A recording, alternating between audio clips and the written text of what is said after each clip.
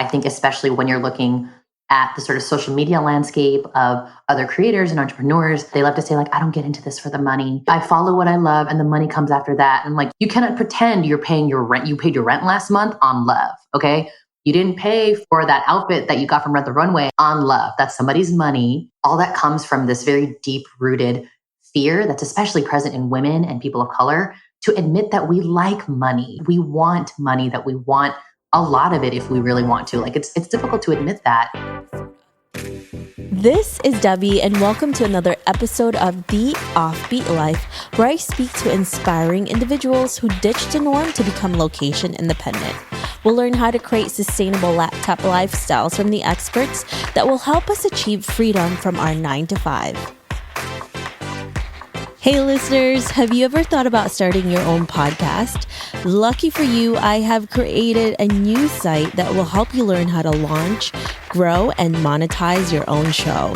I offer one-on-one mentorship programs, and I'm launching an ebook, How to Create a Profitable Podcast, that can help you take your podcast from hobby to profitable business. Visit howtocreateapodcast.com to learn more. Again, that's howtocreateapodcast.com. See you there.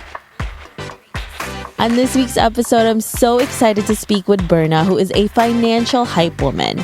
Berna is the creator of a financial literacy media series for young people that lives at Hey Berna all over the interwebs. After slaying her $50,000 debt, she saved up to quit her life and has been traveling the world trying to make money fun again ever since. Listen on to find out how Berna has been able to pay off her debts and travel the world as a financial guru.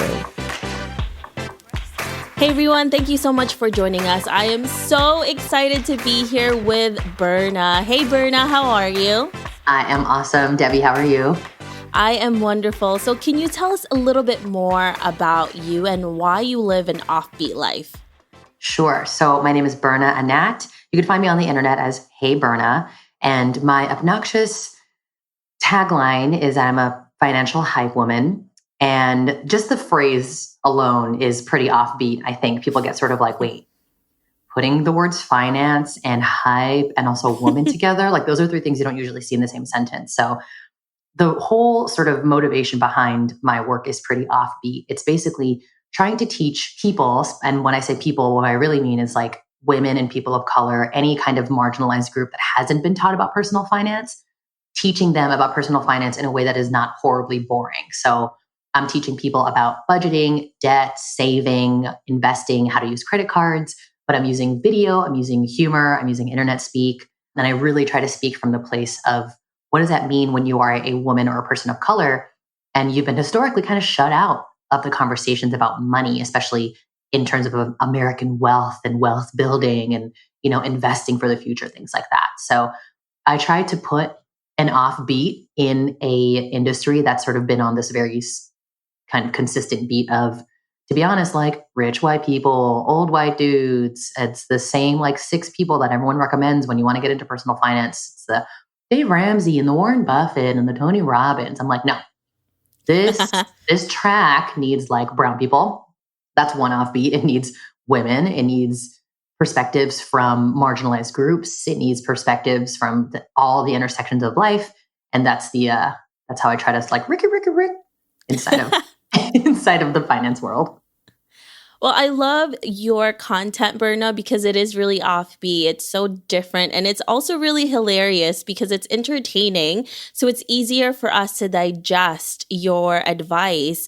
And you're right. It's really hard for women to kind of accept, right? That it's okay to say and embrace that we work for money, not just for the love of it. And one of the things that is really annoying to me is when I hear women say, I don't work for money, it's just for the love of it. I'm like, that's totally BS. If that was right. And I'm like, I hate it. It's like, I don't think about money. Like I work because I love it. And I'm like, yes, we work because we love it, but it's also because we need that money to live. Like, don't kid yourself, guys. And it's really horrible when I think about that, because it also stops us women from really getting what we deserve because we're not there asking for it, right? That's why I love you so much and what you do. Thank you. Thank you. I 100% agree with that. I think especially when you're looking at the sort of social media landscape of other creators and entrepreneurs, they do love to say that. They love to say like, I don't get into this for the money. And, like I follow what I love and the money comes after that. And like, you cannot pretend you're paying your rent. You paid your rent last month on love. Okay. You didn't pay for that outfit that you got from Rent the Runway and then like the plane ticket that got you to Bali on love. That's somebody's money.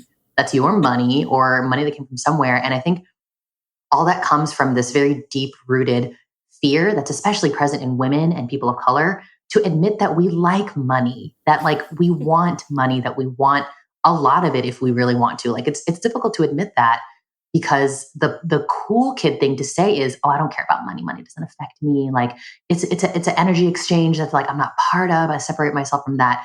When in reality, the reason that a lot of us become solo creators and entrepreneurs is because there's this intrinsic belief that you can get money a different way. It doesn't have to be from a 9-to-5 job and it doesn't have to be from a corporation. You can create your own path in making money. But like, let's not forget that like you didn't do this just so you can live off of what crochet dollar bills. Like that's not what we're getting into. Stop. Like what you do has to do with the money flow. And I think the more that we can hear other women say, I love money. I love when I get it. I want more of it. I do what I am doing because it brings money in and I like that. The more that we can be honest with ourselves about like money's necessary, also it can be great. Let's stop it. Yeah, I really agree with that. And I think when we have that mentality, it puts a lot of fear into it too. And I noticed for myself, especially when I was first starting to have businesses and I definitely failed, it was because I was not necessarily loving money and loving what I do, but it was just because I was like, no, I'm not doing this for the money. It's just for the love of it. I mean, it's just for the love of what I'm doing. And I wasn't focusing on monetizing anything. And that's a huge problem. That's a huge, huge problem.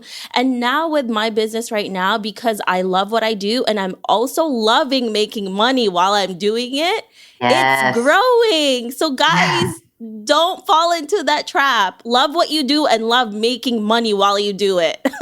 Yes. I think there's also, it's important that you say the word trap because I think we trap each other in the idea that like when you love what you do, the money just kind of organically comes and it shows up. And then when it doesn't, you blame yourself for like not loving the right thing or not loving it hard enough or like when really it's about what you just said. It's monetizing what you love to do. That is what we do. We monetize what we love to do. We love to do it, sure, but we need to crank some kind of lever so that the money comes out. And also the idea is that you enjoy the cranking of that lever so that the money comes out. But the money comes out and you need the money to come out. And we need to admit that we need that kind of money because I think what also happens, another trap that creates is that a lot of women and entrepreneurs and creators become hesitant to ask for what they're worth, right? Like we're always talking about ask for what you're worth, ask for what you're worth. The more that we say to people like, I don't do this for the money, this is just for the love, the more that we're going to create people who don't know how to ask for money and how to value what it is that they do. Like if you write, you have to know the value of your writing and the value of your audience in order to charge someone what you think your writing is worth and get paid what you're worth. If you're always working from the place of like, oh, I just do this for love, like it's okay, then that's where it leads to the conversations of like, yeah, that horribly low ball price is totally enough. Or like, I don't really know how to negotiate further for my work because I'm supposed to just be doing this for love. So thanks so much for the opportunity. When like the conversation should sound more like, yeah, this is what I do and I love it. Also, I know the worth of it and this is how much it is. I'm going to push for that worth. I'm going to ask for it and I'm going to get paid and I'm going to love it. Like it just really creates a negotiation problem for a lot of us when we just lean on the like, it's okay, I love it, it's fine. I'm a fairy who like loves work and money just falls from the sky. Not true. Yeah, I wish that was true. I wish we all just loved what we did and then money falls from it. I mean, it gets to that. And I think also, especially for people who are creatives, right? Because when we get into this, I think we're all taught that, when you're creative, when you're an artist, it's not about the money either. And I know that for a fact again, because I was saying for a really long time, I'm not doing this for the money. It's because I love it. And then, of course, Mhm. I was like, broke the whole entire time while I was saying this, the love of the money, Mm. like there's no love for the money. It's just really switching, like you said, switching that mentality that we have. Now, Berna, I know you come from an Asian family, right? Mhm. So it Mhm. depends. We're Filipinos. And I feel like with my family, at least, we don't really talk about really like financial stability in a lot of sense. And I think especially for women, it's a lot harder, right? You're not educated in the school, and then most of the time you're not educated at home. How did you get this love for financial everything and learn it for yourself? Sure. So this love actually came from a place of anger, funnily enough. My financial background is zero. I have no finance degree. I always tell people at the beginning of like speaking engagements and workshops, I'm like, there's no legal reason you should be listening to me. So thanks for being here. I'm not a certified financial planner. I have no finance degree, no financial background, never worked at a financial place. And my family, I'm first generation Filipina, full Filipina. My parents are born and raised in the Philippines. And, immigrant family, they do what they did what they needed to do to survive. And that did not involve learning how the American financial system works and learning how to invest and build wealth for generations, like a lot of our sort of American counterparts. And so I grew up thinking like money has always been and always will be beyond me. I don't understand it, but like it's okay to not understand it. And I think what comes from a lot of Asian American families, especially, I mean, of course, you and I can speak to Filipino and Filipino American families, is you get a lot of very mixed messages about money growing up. Like with my family, especially if you're like kind of lower middle class, like my family, you get a lot of messages of like, no, we can't afford that. We can't do that. Who do you think we are? Put that away. We got rice at home, like bring food into the movie theater, like whatever. Lots of like extreme frugality. But also when it comes to talking to each other, it's a lot of flexing, as I like to say. Like we'll brag about, bring the Louis Vuitton purse to the holiday party, family party, or we'll post about our like expensive vacation on Facebook. And like there's lots of weird kind of flexing and resentment and showing off money that you don't have. And so growing up with that, you adopt very conflicting money styles. And so I was all jumbled up before I got into the personal finance world. And what got me into it was when I got one of my first sort of big girl jobs with a paycheck that would come every other Friday. Like, can you imagine? I was like, if I don't burn the building down, the paycheck will just come. That's amazing. So I was like, at that point, I had like $12,000 in credit card debt and about $38,000 in student loan debt. And I was like, maybe I should learn this whole, I always call it like the ancient Caucasian art of budgeting. Maybe I should learn this whole like ancient art of budgeting. So when I started to Google it and kind of, we're internet children. So we learn everything from the internet if we can't get it from our friends and family. And everything I found was really, I like to say hella male and hella pale, like really, really male, lots of white voices, lots of privileged white voices coming from people who are like, oh, I work on Wall Street, or my dad's an investor, or my mom grew up as a financial planner. And I was like, wow, cannot relate. Not only can I not relate, but like, I don't know any other Filipino American who can relate to any of this. And there's an obvious lack of women voices. There's an obvious lack of voices from people of color, voices from like, I've seen literally, even being in the industry, I've seen like maybe one Indigenous or Native American voice in the finance world, which is wild because we all touch money. This is not like a white male problem. This is for all of us. So I got into it with anger. That's what really made me kind of start to talk about personal finance, was just being like, this is wild. How is it that we don't talk about this out loud? And the more I started to talk about it, I started talking about it just obviously in the very millennial way, putting it on Instagram and just like, hey, y'all, I'm starting to learn how to budget. Here's what I'm doing. What do you think? And then there's this like wave, like a deluge of people being like, oh my God, we can talk about money. You have that problem too. You're in the 5-figure club for student loan debt. You got $12,000 in credit card debt too. I don't know. We could talk about that. Like you're breaking some rules, but let's talk about it. And so that's sort of how it started, just from almost from outrage, but it's turned into this very joyful conversation. I think there's a huge taboo for it, Mm, and you're definitely right. We often see huge financial gurus that are predominantly white males. You'll yep. see a white female here and there, but it's predominantly white males that we have to listen to because that's really our only options that we have. And it's really sad because it is still a huge taboo. I know a lot of people are afraid to talk about it, and if God forbid you said something, it's like, oh my God, I can't believe, Berna said that. I And know. and if anything, we should be talking about it. And this is how you educate young people not to be in debt, not Mhm. to, leave school and be in hundreds of thousands of debt and be smart about it. And I think that's one of the biggest education we could ever have as, as students, as human beings. And it's so unfortunate that we are not getting that at all. It's really, really sad. Yep, that's totally right. We get it from where we can, which is the way that our families teach us about money. So what I always like to say in conversations about financial literacy, the phrase financial literacy makes me sort of like, it makes me kind of cringe a little bit because it's not that people like you and me were financially illiterate. It makes it sound like we did not know at all what was going on with money or how to function. The truth is, our families and our environments taught us a certain way how to function with money. It's just that it doesn't work for the way that the American financial system kind of rewards people. Like, for example, in the Filipino American community, there's a lot of distrust amongst banks in older generations. I think maybe like 4 or 5 years ago, there was a World Bank survey, and like 59% of Filipinos worldwide don't use banks. They don't use banks at all and have no bank accounts. And that's the kind of thing that makes you go like, what that? Well, that's why I don't know a lot about money. You know what I mean? Like we're starting from a zero place. We're starting from an uneducated place.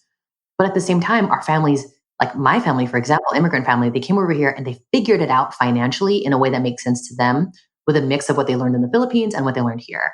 And it's just that the habits and kind of rules that they made for themselves don't exactly scale up. Like, for example, I always grew up believing that you should have like a pretty heavy balance on your credit card because banks like that. For some reason, they like to see that you use your credit card. They like to see that there's always a balance. So you should always keep a balance on your credit card.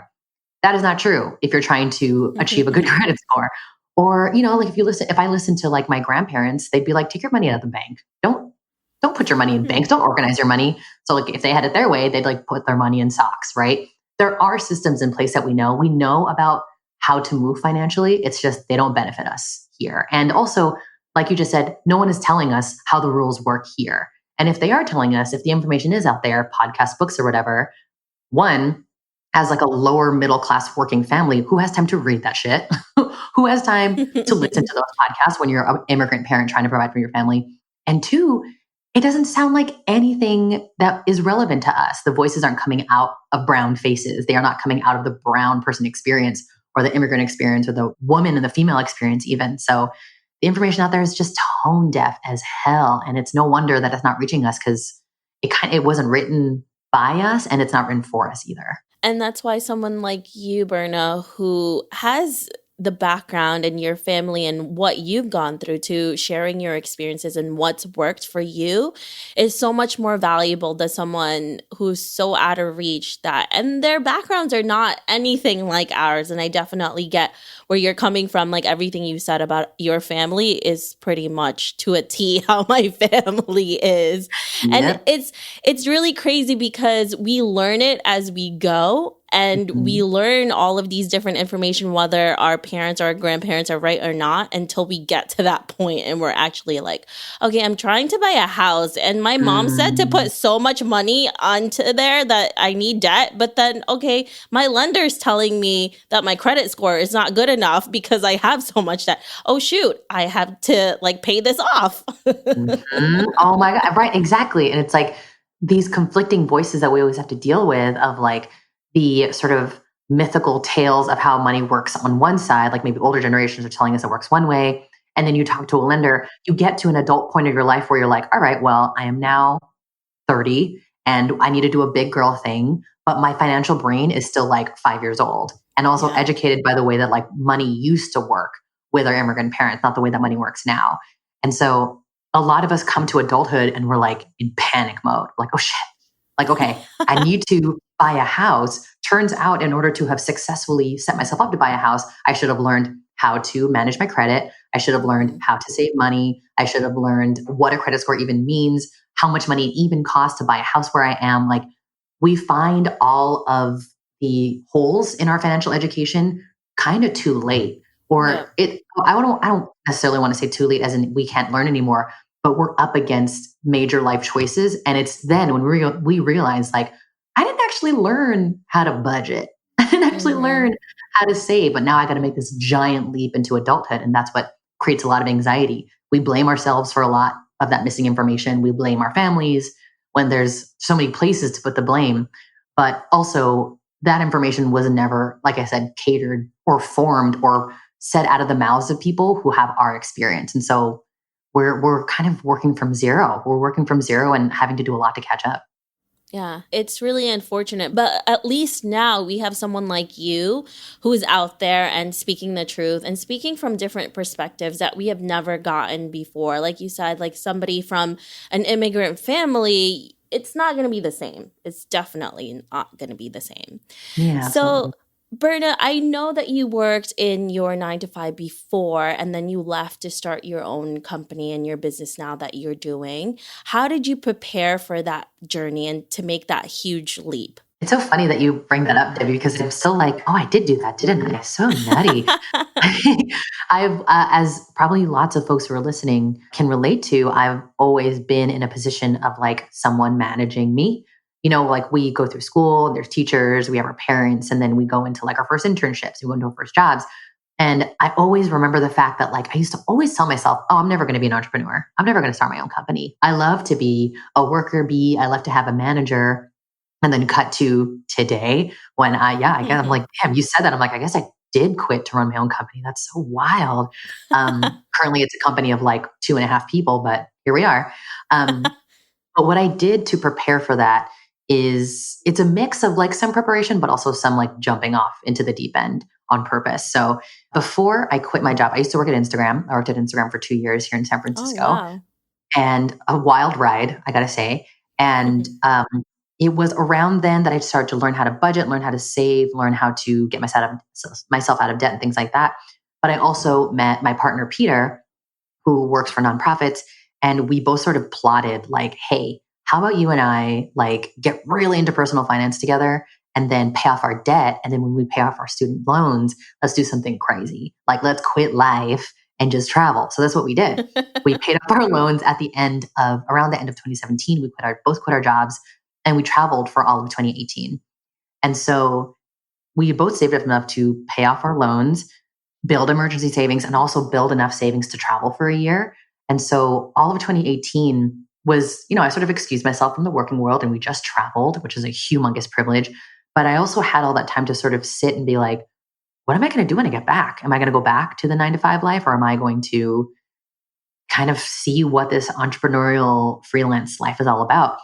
So I was able to emotionally prepare myself for that jump. So by the time we got back this past January, I was like, okay, I think I'm going to try it because I can, because being debt free and having an emergency savings gave me that privilege and freedom of choice and option to go, yeah, I think I'm going to try this thing. That said, that sort of took care of the emotional side. It was a long time of thinking on it and being like, I think I'm ready to take this leap. Financially, what I had to do, kind of like I said, I built up a personal emergency savings, which is absolutely key to being able to make the decision to like make the leap and, live an offbeat life. And I feel very comfortable sitting on top of my 6 months of expenses. I know that if the bottom were to fall out of my life, that I can coast on these emergency savings that's sitting, by the way, in a high yield savings account, very important. And I can access that at any time. So that makes me feel a lot more confident to sort of choose the offbeat life. And then in setting up my actual financial life for starting a business, this is all lessons that I learned, of course, along the way. Debbie, you and I were talking just before this about like the lessons we learned. We learned them because we failed and we learned them because we just bang our heads against things. But something that I learned to do, I now teach other beginner entrepreneurs to do, is first thing you got to do is you have to separate your business money from your personal money. You think of yourself, even if you're like, I'm just going to start to kind of freelance write a little bit, or I'm just going to start to maybe take like brand money to do these little things on the side. The second you decide that, you are a business. And so your business life should have its own financial entity, its own financial structure. And so find yourself a online checking and savings account that is business specific And by business specific, I say usually that literally banks will have regular personal savings and checking, and they'll have business personal savings and checking. Business personal savings and checking usually offers a lot more transactional flexibility. So like money can move in and out a lot faster and a lot more easy in business and checking as opposed to saving personal checking. Getting all my words mixed up. And it's also important when you're looking for a business bank to find something that is primarily online. Like, for example, like Debbie, you travel a ton for work. And I would never recommend that you like put your business money in like a local credit union, because if you are abroad, like if you're in Bali and you need to access your business money, you can't like call up your local credit union in the middle of the night, because usually they're a lot more sort of local and brick and mortar. You want a online only bank that offers really robust online customer service, and you can access your money and your funds and help at any time. Yeah. Well, it's going to be really hard to do too, because it's like if you don't have an app or you're in the middle of nowhere and you want to access your money or do anything, it's going to be really hard. But we're going to talk more about this actually on the extended interview, because you're going to tell us how to financially prepare to be a remote entrepreneur. And that's so exciting, because all of the things that Berna is talking about, and she will be talking about more, I definitely wish I had known before I started any of my businesses. And I learned all of this stuff actually because I failed so much, and we talked about this. And I was like, oh my gosh, everything you're talking about makes sense, but only because I failed 3 businesses. And now it makes sense to me. We learn by banging our heads against stuff, man. Oh my gosh. It was a hard lesson to learn, but these mistakes are all lessons that we learned, right? Absolutely. Absolutely. I mean, it's hard lesson learned, but then you learn them and you're like, well, never going to make that mistake again. There it is. It's tattooed on my brain now. I know. You never forget these types of mistakes. Now, Berna, when you finally left your 9 to 5, right, and you came back from your travels, because when you're traveling, you still feel good, you're seeing new things, but when you come back to reality, what was your what now moment like? Because I'm pretty sure you had it, because I definitely did, and it was eye-opening. Yes. Oh my gosh. It's funny because it feels like my what now moment was an extended period of time. There wasn't a moment where I was like, okay, what am I doing now? We got back from it was 10 straight months of travel through Asia together. And then we got back around Thanksgiving time. And so it sort of felt like, when you skip a rock over like it's a body of water, we were just sort of skipping from place to place. Once we landed back in the US, we're like visiting my partner's family in Michigan and visiting my family here. Now, the holidays kind of feel like a weird upside down, not real time. So you're sort of bopping around to different, we went to visit friends in LA. We went on vacation a little bit with family. And then it wasn't until maybe like mid-December to like mid-January that I really started to go outside of the holiday buzz, go like, okay, wait, so what am I doing now? What did I decide what we're doing? Am I going to go hit up my friends again at Facebook and be like, you can hire me again, please, God? Or am I going to really try this thing for real? That feeling kind of spread itself out over periods of me going to like leaving my house. So we've been renting with my family since we've gotten back and we're moving out soon. But I was like in my house and I was like, I feel like I can't think about this while I'm inside of my family's house where we just like kick it and lay back all the time. So I was doing a lot of like going to public libraries and pretending I was in a co-working space basically and being like, what do I want to do with my life? Just sort of sorting out emails, trying to see if I could pick up freelance work, and spent a good maybe month and a half solidly just like, what the heck? What does this mean? And also, like you said, after travel, your perspectives are blown open. Your perspective of the world is a lot wider. And of course, I met tons of other digital nomads and remote workers along the way who just blew my mind open with what they were doing. Some of them were translating work while they were traveling. Some of them were writing. Some of them making videos. Some of them, literally travel to earn money. And I was like, do I want to do any of that? But I know also over the year that I was traveling, I was sharing a lot more personal finance details. And the reaction from that was so strong. And it really told me, like, if you're going to go after anything in this freelance life, it's going to be this money conversation, especially money with women and other women of color. And there was a specific moment where I was like, oh, snap. I think I'm deciding right now if I am going to go freelance, like really do this thing for real, or go back to the corporate 9 to 5 life. And it was when one of my mentors, you probably know her name is Gloria Atanmo, the blog abroad. Mm-hmm. She yes. is an incredible travel creator. we connected over my year while I was traveling, and she had emailed to be like, I'm doing this retreat. Like, I think it's called the Sisterhood Circle Retreats. I'm doing this retreat in different countries where we're going to sit down, like, I'm going to take a small group of people and we're going to sit down and go through all my business secrets of like how I've created this business on my own. And do you want to come? Of course, you have to pay for it, but do you want to come? And then I was looking at that and this like gong went off in my head. This is where you decide, because the trip wasn't until May. And I think it was December at the time. If I buy into this trip, then that means between now and May, I'm going to have something to show for it. And I'm going to have to commit at least for these 5 months of like trying to be a sort of solo business owner. And that's when I was like, do I want that? I'm kind of making a decision for myself 5 months into the future. 5 months later, am I going to wish that I did this? Am I going to have something to show for it to Gloria by the time I get there? And I was like, you know what? Let's try it. And so I like purchased it with the very last of my travel savings and was like, I think I just made this decision. So it was a mix of like having thought about it over the year of travel, but also kind of throwing myself an accountability date in the future and being like, just go until then and decide what happens in May, and kind of giving myself a deadline, a deadline and a method of accountability to just see what I got in 5 months. That's how it started.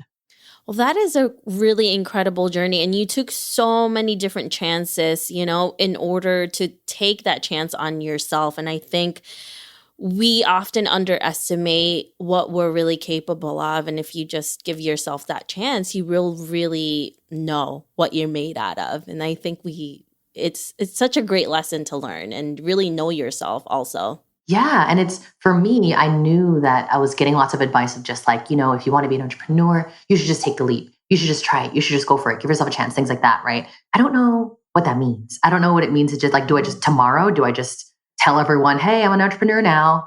I've decided. So, no one headhunt. I'm going to take my resume off the internet or whatever. Like, what does that mean? And it was really helpful for me to have a tangible thing that not only was I putting a date towards, like May 12th, I'm going to Zanzibar on a business retreat. And I'm going to call myself an entrepreneur by that date and I'm going to have something to show for it. It wasn't just a date, but it was also money. This was something that I put the rest of my travel savings into. And I kind of learned to understand money as like, I guess, an energy exchange, but also like an emotional commitment exchange, where I'm like, I not only committed a date in the future, but I committed my money that I earned, I invested in it, and I'm in it now. This isn't just an inspirational quote that got me going. This is not just like lots of good people's advice. This is my hard-earned money went into a thing, and it set a date for me, a hard date for me to kind of show up by. So if anyone is out there kind of feeling stuck and not sure how to make yourself take the leap, or what's the mechanism that's going to push you, I would say, honestly, like, find a cool retreat or an event or even like a conference that you buy into sometime in the future to say like, okay, my money is, I'm like literally pressing the button to exchange my money and say, this is happening now. And between now and that time that the conference is happening in the future, I'm going to call myself an entrepreneur and I'm going to see what shows up for me between now and that date. It's really helpful. I mean, it like moved my lizard brain. I was like, oh, I got to get my shit together now. I just spent $2,000. We got to go. Well, also, it's not just spending money to spend it, right? You're spending it to really educate yourself. And nowadays, this is how we learn, is through these retreats and conventions and all of these different conferences where there is really valid education you can get from. Yes, absolutely. And connections that you could make, right? Like, I sort of thought of myself as an entrepreneur, kind of freelancer. I don't know what am I doing? But then when I showed up to that retreat, which was in Zanzibar, I'm not saying that you should all buy a ticket to Zanzibar to like force yourself to call yourself an entrepreneur. But when I showed up there, I was showing up with other people who were calling themselves entrepreneurs. And I was showing up to a mentor who is an experienced entrepreneur. So it forced me to embody that label and also to face talk with other people who are actually going through all the same problems that I was in the last 5 months.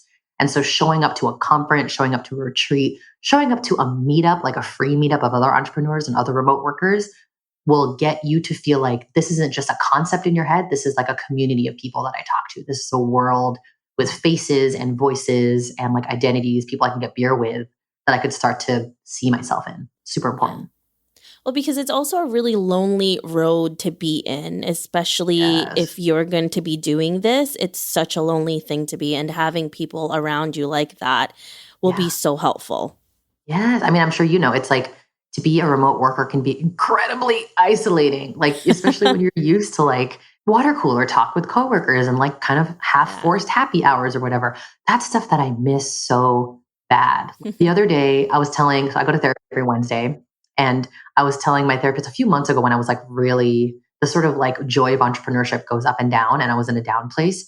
And I was Mhm. telling her, like, I feel so lonely as an entrepreneur and as a solo creator. On my way to therapy, I saw a truck. I think it might have been like a plumbing truck that said, "We're hiring" in the back.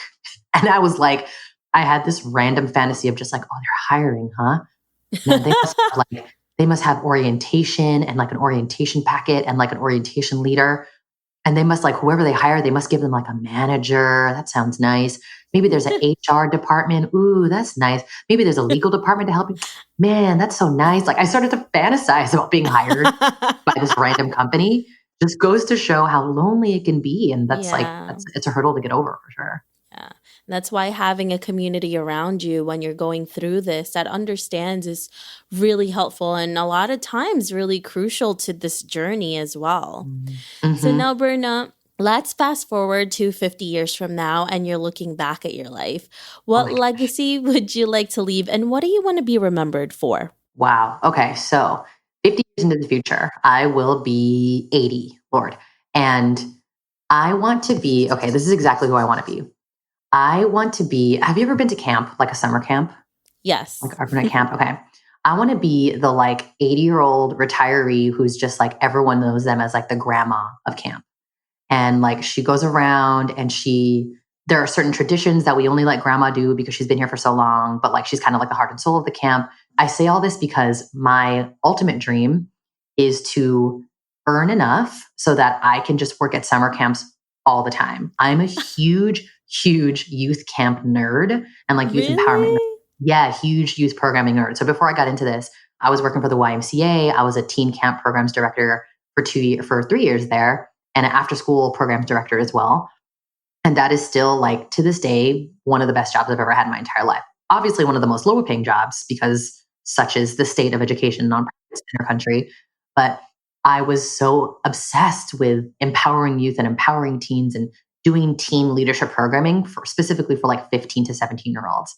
And so pretty much everything I do in terms of business building is so that I can free myself up financially and like time wise to work all my summers at camps. And I don't care what I do there. I could be arts and crafts. I hold the volleyball for people. I hold up the net for the volleyball. I don't care. You could honestly do a summer camp for kids to teach them about finances because they don't teach that in school. Exactly. So what I'd like to do, my fantasy 50 years into the future, is I already have an established camp program, whether that's having brought that program to existing camps, because there's so many incredible existing camps in the US that don't get enough love. And like, I don't need to reinvent the wheel. Maybe it's something I'm bringing financial literacy to a bunch of different camps, or I've parked myself at a camp that I love and I offer financial literacy to the kids there. And I'm almost like, the camp dog. They just sort of let me hang around. I'm there. And my vision 50 years into the future is that all year long, I have spent making videos, not in the summer, like the school year. I've spent the year making videos about personal finance, creating whatever the latest fun, stupid, funny media is, but about personal finance. Like now it's like video and TikTok, but who knows what it's going to be 50 years into the future. But I spend all year making fun media about personal finance. And I spend all summer at this camp, like being camp grandma. That is my vision 50 years. Maybe this camp is on the moon. I don't know. But wherever young people are and like learning to be better versions of themselves, that's where you will find me in the summer. And then you'll find me doing basically what I'm doing now all year round. That is such an awesome and unique way to do it. It's so specific and it's sort of comforting because I'm like, I don't think I'm competing with a lot of people to Yeah. become like financial camp grandma. So cool. I'm in my own lane. Like I don't need to You'll worry. be the only one. Oh, I'll probably be the only. I'm currently, when I say that out loud, people are like, what are you talking about? I'm like, perfect. Great. I don't want you to know what I'm talking about. I'm making my own lane. I'm doing my own thing. Makes me happy. Great. I'm just going to keep swimming. 50 years from now, you'll see me at some camp, like basically just a tree there. So what are you currently working on that is really exciting to you? So one thing I'm working on is something that I call budget camp. Surprise, because I'm camp obsessed. I'm just always trying to find a way to bring the camp obsession like back into my life. So I just started an online course and community called Budget Camp.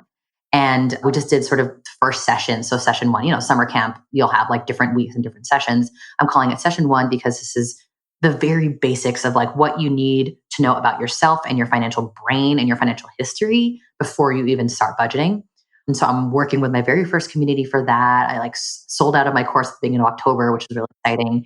And so right now I'm working on relaunching a second version of that in December. And, kind of understanding what it means to run an online course, to be like a course mom, and what I want my like online camp to be. And I'm also working on ideas for video series. So whether that's a video series that gets picked up by an online network or picked up by a sponsor, or it's just a video series that I do for free by myself in my bedroom, which is usually what it is.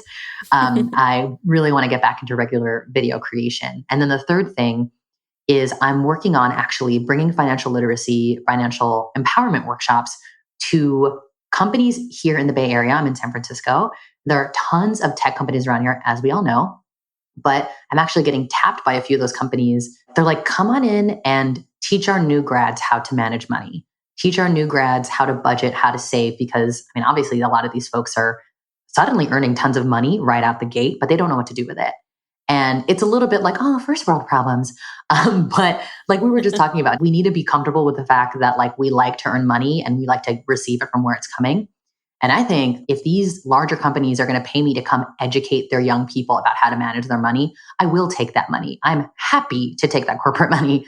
I'm happy to take those corporate funds so I can continue to make the free things that I make, which is like my lower cost online budgeting course, my free newsletter, my free social media stuff, free videos, and all that. So twerking in all those places. Well, that's amazing. And you have so many things that you are really doing to help people, which is a definite bonus, So that's always exciting to hear about. Now, Berna, if our listeners want to know more about you, where can they find you? Oh, you can find me being real obnoxious on Instagram, always. My Instagram is HeyBerna, HeyBerna. Note, my DMs are a garbage fire. So if you have something great or a question to ask me, definitely just email me. My email is also on my Instagram. It's berna@heyberna.com. And I also do every Friday, I do this thing that I think we're naming it Money Moves. I've been doing it for a while, and I recently polled my community, like, what are we calling this? Every Friday, I get on Instagram stories. I remind everybody to put at least 10% of whatever they earn that week into a savings account. And I'm always like, tip yourself before you go and tip a bartender or a waitress or like a stripper tonight, whatever. And then I also ask people what their financial win was for the week. What did they do with their money that made them feel good? And a song request. And I will pick a few of those financial wins and like dance and tag that person and like celebrate for them. So come get it. For where we're recording right now, tomorrow is Friday. If a Friday is coming up, come definitely follow me on Instagram and watch the shenanigans occur, because it's a mess. It's a fun time. Yeah, we definitely want to see you be a mess on Instagram. Oh, I'm 24/7. I'm a mess on Instagram, for sure. Well, thank you so much, Berna, for talking with us and for sharing with us your journey. I am so excited for everything that's going to come your way, especially you being a camp grandma. Thank you so much. Thank you. Thank you for embracing my camp grandma vibes. They're so weird to describe. So I feel very welcomed in this space, Debbie. Thank you for having me. Thank you for talking with me. I hope you enjoyed this interview with Berna. Make sure to visit theoffbeatlife.com. Again, that's theoffbeatlife.com to get the extended interview where she shares how to financially prepare to be a remote entrepreneur. Hey listeners, thank you for listening to this episode, and I'm so thankful for your support. I would love to hear your thoughts on this episode and get suggestions on guests, topics we can discuss, and so much more. Feel free to reach out at hello@theoffbeatlife.com and let me know what you'd like to hear. If you like the show, don't forget to give us some love and review on iTunes. Thank you again for being a part of this journey, and I can't wait to hear how your location independent story will unfold.